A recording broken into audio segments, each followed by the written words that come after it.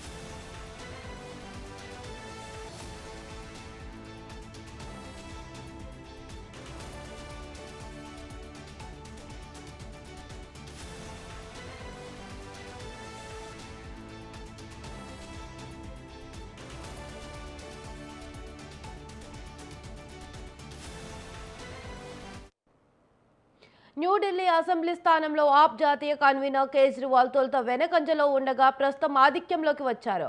కేజ్రీవాల్పై BJP అభ్యర్థి పర్వేజ్ సాహిద్ సింగ్ వర్మ ఆధిక్యంలో కొనసాగుతున్నారు. కాల్కాజీ స్థానంలో ఢిల్లీ సీఎం అతీషి వెనుకంజలో ఉన్నారు.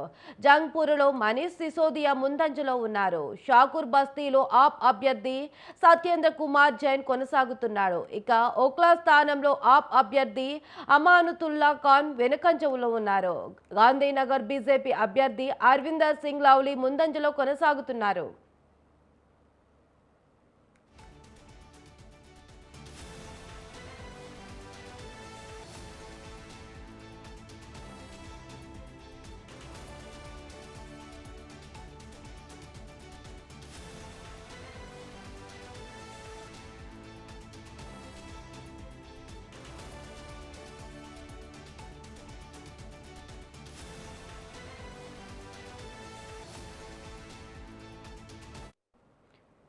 ప్రధానంగా ఆప్ బీజేపీ మధ్య తీవ్ర పోరు నెలకొంది. రెండు పార్టీలు విజయంపై వేటికవే ధీమాగా ఉన్నాయి. ఇప్పటికే 2 టర్మ్లో అధికారంలో ఉన్న ఆప్ మూడోసారి పవర్లోకి రావాలని చూస్తుంది. 27 ఏళ్ల తర్వాత దేశ రాజధానిలో అధికారం చేజిక్కించుకోవాలని బీజేపీ భావిస్తోంది. గత 2 పర్యాయాలు ఒక్క సీటు సంపాదించలేకపోయినా కాంగ్రెస్ ఈసారి ఖాతా తెరవాలని ఆశిస్తోంది.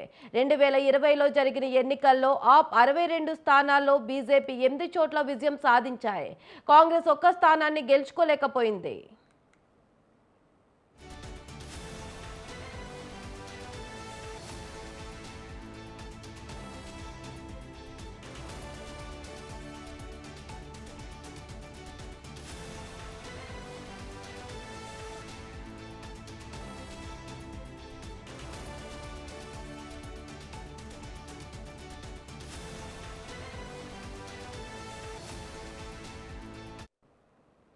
ఢిల్లీలో మొత్తం 70 అసెంబ్లీ స్థానాలున్నాయి. ప్రభుత్వ ఏర్పాటుకు అవసరమైన కనీస మెజార్టీ 36 సీట్లు. ఈ నెల 5న జరిగిన అసెంబ్లీ ఎన్నికల్లో 60.54% మంది ఓటు హక్కు వినియోగించుకున్నారు. గత 2 అసెంబ్లీ ఎన్నికల్లోనూ కాంగ్రెస్ పార్టీ పెద్దగా ప్రభావం చూపలేకపోయింది. ఈసారి పరువు నిలబెట్టుకోవాలని రాటపడుతుంది. 2013 వరకు వరుసగా 15 ఏళ్ల పాటు ఢిల్లీని కాంగ్రెస్ పాలించింది. ఢిల్లీలో 2013 నుంచి ఆమ్ ఆద్మీ పార్టీ ప్రభుత్వం అధికారంలో ఉంది.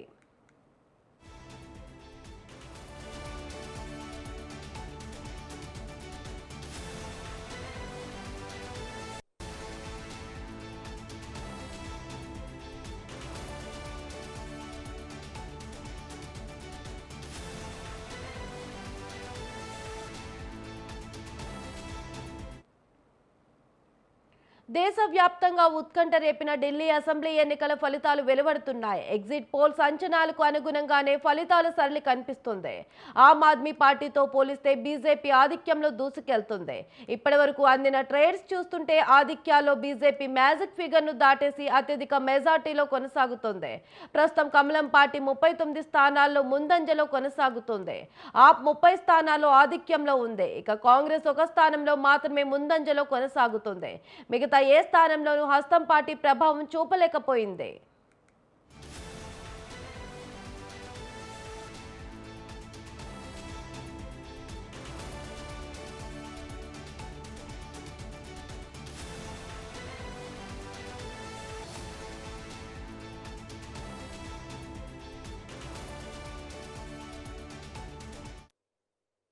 బీజేపీకి సంబంధించి మరింత సమాచారం శ్రీనివాస్ లైవ్ లో అందిస్తారు.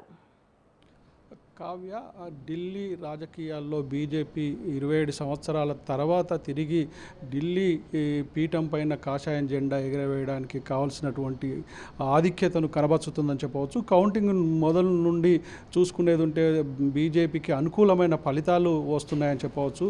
ముఖ్య నేతలందరూ ఆప్కు సంబంధించినటువంటి ముఖ్య నేతలందరూ 1-2 రౌండ్లలో పూర్తిగా వెనుకబడి ఉన్నారు. పార్టీ ఆప్ అధినేత అయినటువంటి కేజ్రీవాల్ కూడా మొదటి 2 రౌండ్లో ఆధిక్యతను కనబరచలేకపోయారు. అదేవిధంగా ముఖ్యమంత్రి అతిషియా కూడా వెనకంజలో ఉందని చెప్పవచ్చు. అదేవిధంగా ముఖ్య నేత అయినటువంటి మనీష్ సిసోడియా కూడా వెనకంజలో ఉన్నారు. అయితే 3వ రౌండ్కి వచ్చే వరకు వాళ్ళు కొంత ఆధిక్యతను కనబరుచుతున్నారు. మొత్తంగా నువ్వా నేనా అనే స్థితిలో కొంతవరకు పోటీ ఇచ్చినా కూడా ఆధిక్యత మాత్రం బీజేపీ వైపే ఉన్నదని చెప్పవచ్చు. ప్రధానంగా ఢిల్లీ ఈ పీఠాన్ని కైవసం చేసుకోవాలని బీజేపీ వ్యూహాత్మకంగా అడుగులు వేసిందని చెప్పవచ్చు. ప్రధానంగా దేశవ్యాప్తంగా అన్ని రాష్ట్రాలలో బీజేపీ విజయకేతనం ఎగరవేసినా కూడా దేశ రాజధాని అయినటువంటి ఢిల్లీలో తమకు అనుకూలమైనటువంటి ప్రభుత్వం లేకపోవడం వల్ల బీజేపీ కొంత నిరుత్సాహం, అదేవిధంగా అధికారం లేకపోవడం వల్ల కొంత ఇబ్బంది కూడా పడిందని చెప్పవచ్చు. అయితే రాజకీయంగా అంటే రాష్ట్ర రాజకీయాలకే పరిమితమైనటువంటి ఆపు, ఢిల్లీకే పరిమితమైనటువంటి ఆపు దేశవ్యాప్తంగా అంటే జాతీయ పార్టీగా ఎదిగే దిశగా అడుగులు వేసింది. అయితే ఆపును అడ్డుకోవడానికి ఢిల్లీ రాజకీయాలనే ప్రధాన కేంద్రంగా భావించినటువంటి బీజేపీ ఈసారి ఢిల్లీనే దెబ్బ కొట్టాలి ఆపునన్నటువంటి విషయాన్ని దృష్టిలో పెట్టుకొని వ్యూహాత్మకంగా అడుగులు వేసిందని చెప్పవచ్చు. దేశవ్యాప్తంగా అంటే హిందూ తత్వాన్ని అదేవిధంగా హిందూ భావజాలాన్ని ప్రదర్శించి అక్కడ ఓట్లను దండుకోవడానికి ప్రయత్నించినటువంటి బీజేపీ ఢిల్లీలో మాత్రం ఎప్పుడూ లేని విధంగా ఎక్కడ లేని విధంగా ప్రజలను ఆకట్టుకోవడానికి మొదటి నుండి సంక్షేమ పథకాలు అదేవిధంగా అభివృద్ధి కార్యక్రమాల మీదనే దృష్టి సారించిందని చెప్పవచ్చు. వాళ్ళ మేనిఫెస్టో రూపకల్పనలో కూడా ఎన్నడూ లేని విధంగా ఏ రాష్ట్రంలో చేయని విధంగా ప్రజలను ఆకట్టుకోవడానికి ముఖ్యంగా మహిళలను అదేవిధంగా పేద బడుగు వర్గాలను అదేవిధంగా మైనార్టీలను ఆకట్టుకోవడానికి అనేకమైనటువంటి సంక్షేమ పథకాలతో తమ మేనిఫెస్టోను బీజేపీ రూపొందించి ప్రజల్లోకి వెళ్ళింది. అదేవిధంగా అభ్యర్థుల ఎంపిక నుండి ఎన్నికల ప్రచారం వరకు కూడా బీజేపీ వ్యూహాత్మకంగా అడుగులు వేసిందని చెప్పవచ్చు. ప్రధాని నరేంద్ర మోడీ అదేవిధంగా అమిత్ షా లాంటి ముఖ్య నేతలు కూడా ఢిల్లీ రాజకీయాల మీద ప్రత్యేకమైనటువంటి దృష్టి సారించి ఢిల్లీ పీఠం పైన కాషాయ జెండా ఎగరవేయాలన్నటువంటి లక్ష్యంతో వ్యూహాత్మకంగా ప్రచార కార్యక్రమాన్ని కూడా నిర్వహించారు. ముఖ్యంగా ఏ ప్రాంత ప్రజలు ఉన్నారో ఆ ప్రాంతంలోని ఉన్నటువంటి ముఖ్య నేతలను ప్రచార రంగంలో దింపి అక్కడ ప్రచారాన్ని కూడా వ్యూహాత్మకంగా నిర్వహించారని చెప్పవచ్చు. ముఖ్యంగా తెలుగు రాష్ట్రాలకు చెందినటువంటి నేతలు కూడా ఢిల్లీ ప్రచార కార్యక్రమంలో ముమ్మరంగా పాల్గొన్నారు. ప్రధానంగా తెలంగాణ నుండి కిషన్ రెడ్డి కేంద్ర మంత్రి అదేవిధంగా బండి సంజయ్ పార్లమెంట్ సభ్యులు డీకే అరుణ ఈటల రాజేందర్ రఘునందన్ లాంటి నేతలు ప్రచారంలో పాల్గొనగా అదేవిధంగా ఆంధ్రప్రదేశ్ నుండి ముఖ్యమంత్రి చంద్రబాబు నాయుడు ఉప ముఖ్యమంత్రి పవన్ కళ్యాణ్ లాంటి నేతలు కూడా ఢిల్లీ ఎన్నికల ప్రచారంలో నిర్వహించి తెలుగు ప్రజలను ప్రభావితం చేశారు. అదేవిధంగా హర్యానా లాంటి రాష్ట్రంలో ఉన్నటువంటి అక్కడ ఉన్నటువంటి ముఖ్య నేతలను కూడా ప్రచారంలో దింపారు. మొత్తంగా అక్కడ ఉన్నటువంటి వివిధ వర్గాల ప్రజలకు తమ వైపు తిప్పుకోవడానికి ప్రచారంలో కూడా వ్యూహాత్మకంగా ఆ రాష్ట్ర ముఖ్య నేతలతోని అక్కడ ఉన్నటువంటి వివిధ సామాజిక వర్గాలకు చెందినటువంటి ముఖ్య నేతలతోని కూడా ప్రచారాన్ని నిర్వహించి బీజేపీ విజయం వైపు దూసుకుపోతుందని చెప్పవచ్చు. అయితే ఇప్పుడు అందుతున్న సమాచారం మేరకు వెనుకబడ్డటువంటి ముఖ్య నేతలు ఇటు కేజ్రీవాల్ కావచ్చు, అతిషి కావచ్చు, తర్వాత మనీష్ సిసోడియా కావచ్చు, వాళ్ళందరూ కూడా 3వ రౌండ్ల నుండి కొంత ఆధిక్యతను కనబరుచుతున్నారు. ప్రధానంగా బీజేపీ దూసుకుపోవడానికి బీజేపీ గెలవడానికి అక్కడ ఉన్నటువంటి కాంగ్రెస్ అదేవిధంగా ఆమ్ ఆద్మీ పార్టీ ఈ పార్టీల మధ్య పొత్తు కుదరకపోవడం వల్ల కొంత ఓటు బ్యాంకు చీలిందని చెప్పవచ్చు. ప్రధానంగా ముస్లిం ఓట్ బ్యాంకు ఇటు ఆప్కు అనుకూలమైనటువంటి ఓటు మొదటి నుండి ఆప్ పార్టీ ఆ ఆవిర్భావం నుంచి మొన్న జరిగే ఎన్నికల వరకు కూడా తమకు అనుకూలంగా ఉంటుంది అనుకున్నటువంటి ఆప్ ఈసారి ముస్లింల ఓట్ బ్యాంకును కొంత కాంగ్రెస్ చీలింది. దానివల్ల ఓట్ పర్సంటేజ్ తగ్గడం వల్ల ఆప్ కొంత వెనుకబడిందని చెప్పవచ్చు. అదేవిధంగా బీజేపీ కూడా ముస్లిం మైనార్టీ వర్గాన్ని కొంత తమ వైపు తిప్పుకోవడానికి ఈ విధమైనటువంటి వ్యూహాత్మకంగా అక్కడ హిందూ తత్వాన్ని కానీ హిందూ రాజకీయాన్ని కానీ చేయకుండా సంక్షేమ పథకాల మీదనే దృష్టి సారించి పేద ప్రజలకు అదేవిధంగా మైనార్టీలకు ఢిల్లీ అంటే మౌలిక సౌకర్యాల మీదనే దృష్టి సారించి అక్కడ ఉన్నటువంటి ఆకర్షణీయమైనటువంటి పథకాల వైపు ముఖ్యంగా మహిళలను అదేవిధంగా వీళ్ళందరినీ ఆకట్టుకోవడానికి సంక్షేమ పథకాలతోనే ప్రచార రంగంలో దూకిందని చెప్పవచ్చు.